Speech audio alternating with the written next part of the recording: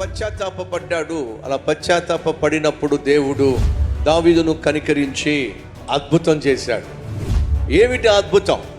దావీదు యొక్క సింహాసనాన్ని కాపాడడానికి దేవుడు ఒక కాంతి రేఖను పంపిస్తున్నాడు, ఓ అద్భుతాన్ని పంపిస్తున్నాడు. ఏమిటి అద్భుతం? ఏమిటి ఆ కాంతి రేఖ? ఏమిటి దేవుడు ఇచ్చినటువంటి పశ్చాత్తాపానికి బహుమానం?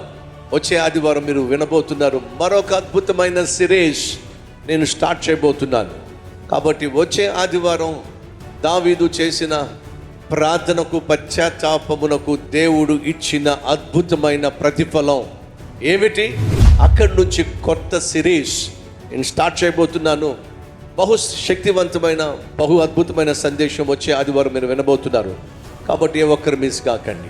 ప్రతి ఆదివారం ఉదయం 6 గంటలకు, 10 గంటలకు, అలాగే సాయంత్రం 6 గంటలకు. స్థలం NGO హోమ్, MGB మాల్ ఎదుట, దర్గా మిట్ట, నెల్లూరు.